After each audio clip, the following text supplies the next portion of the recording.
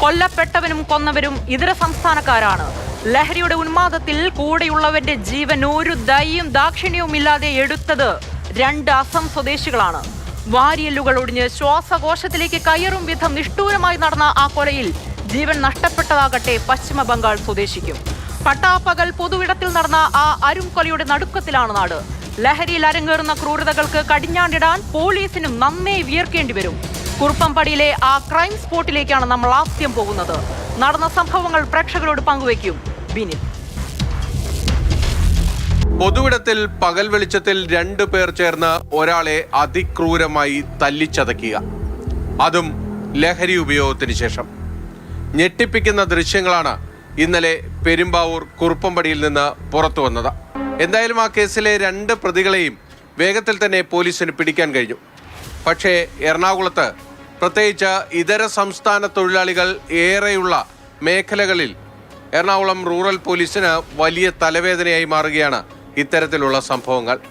1ഉം 2ഉമല്ല, പലപ്പോഴും ഇത്തരം സംഭവങ്ങൾ ആവർത്തിച്ചുകൊണ്ടേയിരിക്കുന്നു. എല്ലാത്തിൻ്റെയും കാരണം വലിയ ലഹരി ഉപയോഗമാണ്. മദ്യപാനമല്ല, കഞ്ചാവും കൊടിയ മയക്കുമരുന്നുകളുമാണ് ഇതര സംസ്ഥാന തൊഴിലാളികൾക്കിടയിൽ വ്യാപിക്കുന്നത്. ഇപ്പോൾ പുറത്തുവന്ന ദൃശ്യങ്ങളിലെ കൊലപാതകത്തിലേക്ക് നയിച്ചത് ഒരു പ്ലൈവുഡ് കമ്പനിയിലെ തർക്കമാണ്. അവിടുത്തെ സൂപ്പർവൈസറാണ് കൊല്ലപ്പെട്ടത്. ആക്രമിച്ചത് അസം സ്വദേശികളായ ഇവിടത്തെ തന്നെ 2 തൊഴിലാളികൾ. കൊലപാതക കാരണം നിസ്സാരമാണ്. ആ കമ്പനിയിലെ ഈ 2 ജീവനക്കാരും കൃത്യമായും തൊഴിൽ ചെയ്യുന്നില്ല എന്ന് സൂപ്പർവൈസർ പരാതിപ്പെട്ടു. അതാണ് തർക്കത്തിന് കാരണം. അതിനുശേഷം ഇവർ ലഹരി ഉപയോഗിച്ച് ഈ സൂപ്പർവൈസറെ കൊലപ്പെടുത്താൻ തീരുമാനിക്കുകയായിരുന്നു. പെട്ടെന്നുണ്ടായ പ്രകോപനത്തിലാണ് വലിയ മാരകമായ രീതിയിൽ ഈ സൂപ്പർവൈസറെ അടിച്ച് പരിക്കേൽപ്പിച്ചത്. വാരിയല്ലടക്കം ഒടിഞ്ഞ് ശ്വാസകോശത്തിൽ കയറിയാണ് ഈ മരണം സംഭവിച്ചത് എന്നതാണ് പോസ്റ്റ്മോർട്ടത്തിലെ കണ്ടെത്തൽ. എന്തായാലും പോലീസിനെ സംബന്ധിച്ച് പെട്ടെന്ന് തന്നെ പ്രതികളെ പിടിക്കാൻ കഴിഞ്ഞത് വലിയ ഭാഗ്യമായി. ഇവർക്ക് നാട്ടിലേക്ക് കടക്കാൻ ഒരു അവസരം കൊടുക്കാതെ തന്നെ ഈ 2 പ്രതികളെയും പോലീസ് വലയിലാക്കി.